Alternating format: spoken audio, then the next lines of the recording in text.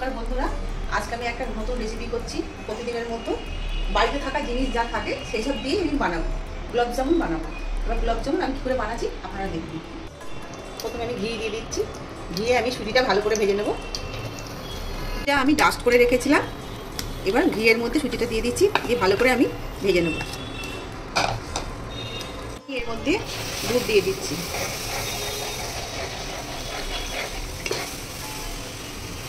দুধ দিয়ে ভালো করে সুজিটাকে আমাকে ফুটিয়ে নিতে হবে, একটা মন্ড তৈরি করতে হবে।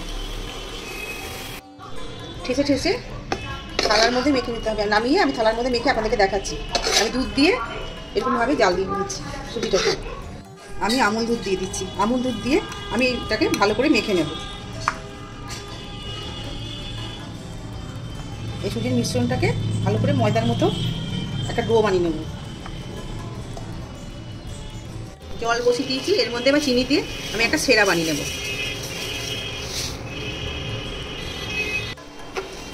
আঙুলে দিয়ে একটু চিটচিট ভাব আসবে, তখন আমি নামিয়ে নেব।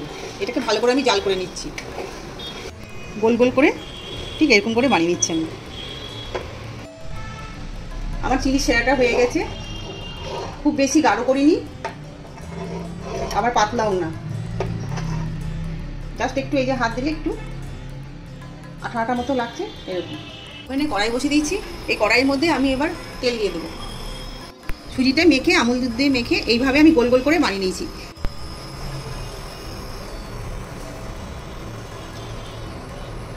এগুলো আমি তেলের মধ্যে একে একে দিয়ে দিই। তেল আমার গরম হয়ে গেছে, এবার আমি এগুলোকে লাল করে ভেজে নেবো।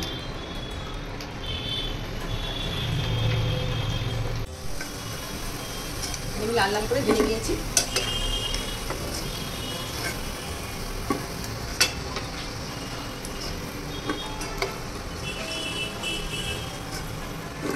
এগুলো লাল লাল করে ভেজে নিতে হবে।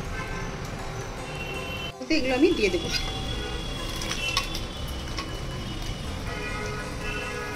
এবার রসে এগুলো ভিজবে, ভিজে এগুলো বড় হয়ে যাবে, ফুলে বড় হয়ে যাবে। রসে ভিজলেই বড় হয়ে যাবে। আমার গোলাপ জামুন রেডি হয়ে গেছে। উপর দিয়ে একটু আমি পেস্তা দিয়ে দিলাম, কাঠবাদাম আর পেস্তা গার্নিশিং করে নিলাম।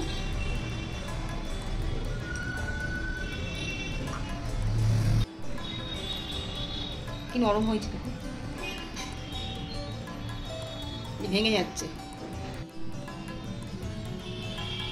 একদম নরম হয়েছে। এই যে আমার গোলাপ জামুন রেডি হয়ে গেছে।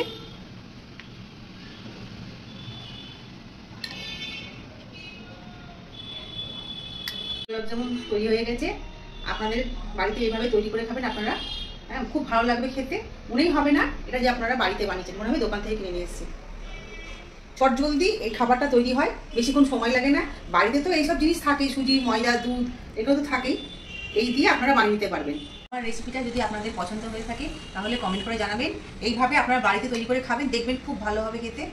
আর আমার চ্যানেলটিকে লাইক, সাবস্ক্রাইব এবং শেয়ার করে দিবেন। নিত্য নতুন রেসিপি পেতে আমার চ্যানেলটিকে ফলো করবেন।